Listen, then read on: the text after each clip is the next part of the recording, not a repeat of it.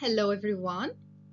Every cell in our body contains an extraordinary amount of genetic information. For many years, accessing this information was a slow, expensive, and technically demanding process that allowed scientists to sequence only relatively small portions of DNA.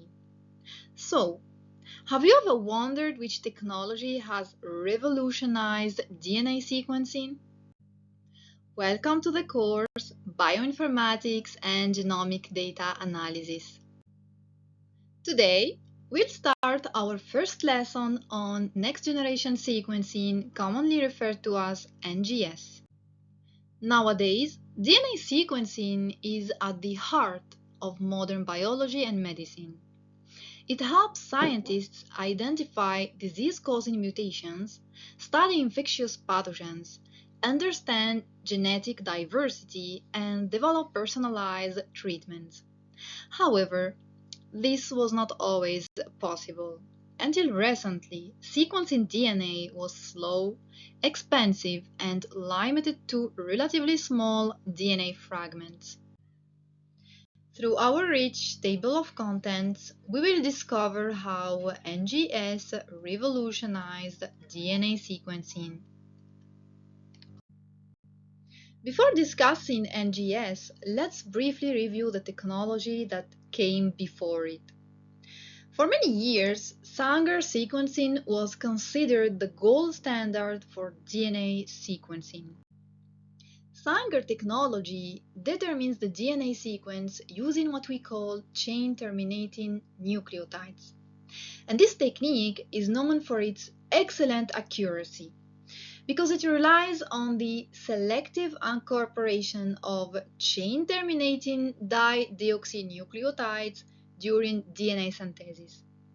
Despite its reliability and its crucial role in many landmark discoveries, Sanger sequencing has important limitations.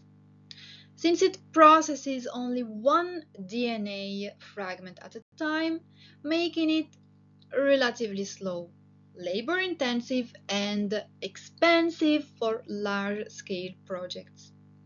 These limitations motivated the development of faster and more efficient sequencing technologies.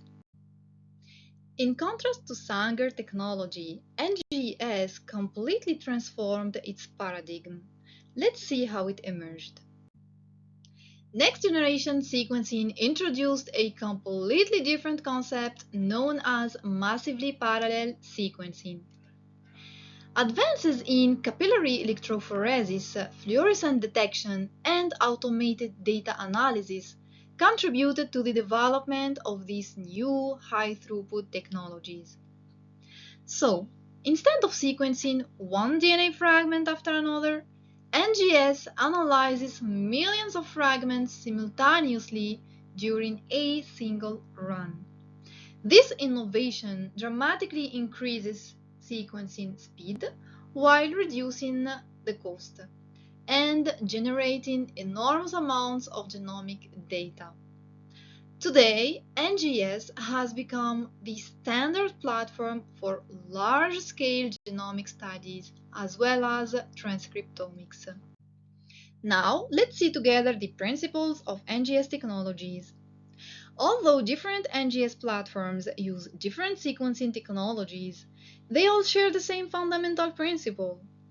Next-generation sequencing, also known as high-throughput sequencing, generates millions of short DNA sequencing in a single sequencing run. These sequences are called reads. Typically, Illumina produces reads of about 125 base pairs.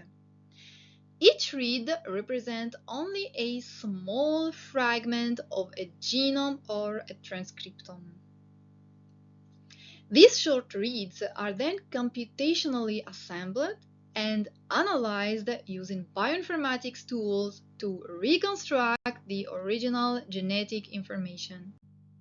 Now, regarding NGS approaches, NGS can be applied in three different ways depending on the biological question. Whole genome sequencing analyzes the complete genome and provides the most comprehensive information. Whole exome sequencing focuses on protein coding regions where many disease-causing mutations are found. And finally, targeted sequencing examines selected genes or genomic regions, making it faster and more cost-effective for many clinical applications. Choosing the appropriate approach always depends on the objectives of your study. Now, an important question arises. What can we actually do with all the sequencing data from NGS? Take a moment to reflect. And now, let's dive together into the key analysis enabled by NGS. NGS enables a wide variety of genomic analysis. For example, we can reconstruct entire genomes or transcripts through de novo assembly, even when no reference genome is available. We can also detect genetic variations, such as single nucleotide variants, insertions, or deletions, which are essential for studying genetic diseases and evolution. In addition, NGS allows us to analyze genome architecture, including copy number variations and gene expression using RNA sequencing. Finally, comparative genomics, which enables researchers to compare genomes from different species or individuals, helping them understand evolution, biodiversity, and gene function. We will explore many of these analyses in greater detail throughout the course. Let's now walk through the general NGS workflow. Regardless of the sequencing platform, the process can be summarized into four key steps. The first stage involves DNA fragmentation, where genomic DNA is broken into small molecules suitable for sequencing. The second stage is library preparation, during which sequencing adapters are attached to each fragment, making them compatible with the sequencing platform. The library is then loaded into the sequencing instrument. The third stage is the sequencing process itself. During this step, the instrument determines the nucleotide sequence of millions of DNA fragments simultaneously. Finally, the sequence output undergoes bioinformatics analysis. The generated reads are processed, aligned to reference genome, compared and interpreted to exact biologically relevant information. In other terms, bioinformatics transform the raw sequencing data into meaningful biological information through quality control, alignment, variant detection, and data interpretation. The success of NGS is largely explained by its wide range of applications, especially in genetic diseases diagnostics, personalized medicine and drug development, and finally, evolutionary and population studies.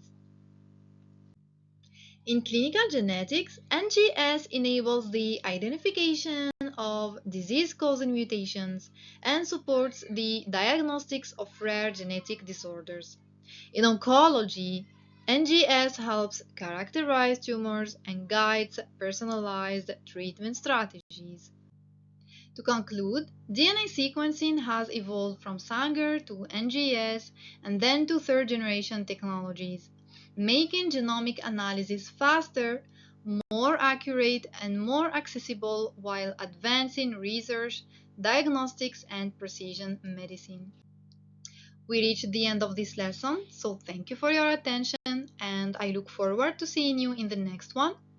I wish you an enjoyable learning experience and every success in your studies.